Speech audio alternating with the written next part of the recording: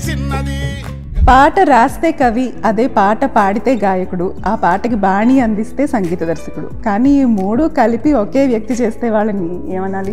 అంబనబాంబుజ ఉజ్వల కరాంబుజ శారద చంద్రచంద్రిక ఆడంబర చారమూర్తి కాటుక కంటినీరు చనకట్టు పయంబడ ఏరేడ్చదు కైటపు దైత్య మర్దునిగా ప్రళయ విలయ కాలాలకు కర్తవు నీవే, పగలు రేయి తీరాలకు వారధి నీవే, ప్రళయ విలయ గమనాలకు సారథి నీవే అని రచన. అన్ని రకాల నాలెడ్జ్ కానివ్వండి, అంతటి ఆ సంపద మీద ఎలా సాధించుకోగలిగారు? అసలు పరిచయమైన వాళ్ళు గొప్ప వాళ్ళందరూ వాళ్ళ వల్ల కొంత నేర్చుకున్న. రోజు పత్రిక జైన తర్వాత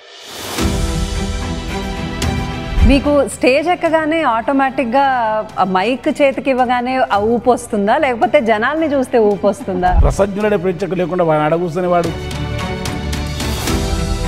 కమ్యూనిస్ట్ భావాలు ఉన్న వాళ్ళు జనరలీ దేవుడి వైపు మాట్లాడడం కానీ, దేవుణ్ణి తలుచుకోవడం కానీ, పూజలు చేయడం కానీ చెయ్యరు. కమ్యూనిస్టులు ఆస్తికుల గురించి ప్రొక్లియర్ అదే సమస్య. కమ్యూనిజం అంటే మీరు చెప్పినట్టు విగ్రహారాధన, జాతరలు, తిరణాలు, టెంకాయలు కొట్టుడు, పట్టుబట్టలు కట్టుడు. ఇన్ని పేర్లు, ఇన్ని రెఫరెన్సెస్, ఇన్ని చెప్పగలుగుతున్నారంటే. మీరు అడిగిన ప్రశ్న కమ్యూనిజం అడిగినాక నేను చాలా మంచి క్వశ్చన్ వేసాను. చాలా మంది ఎవరు అడగలేను ఇంతవరకు. నిజమైన కమ్యూనిస్టులు ఆధ్యాత్మిక వదలే, నిజాలకే మసిపూసే కమ్యూనలిజం కాదు.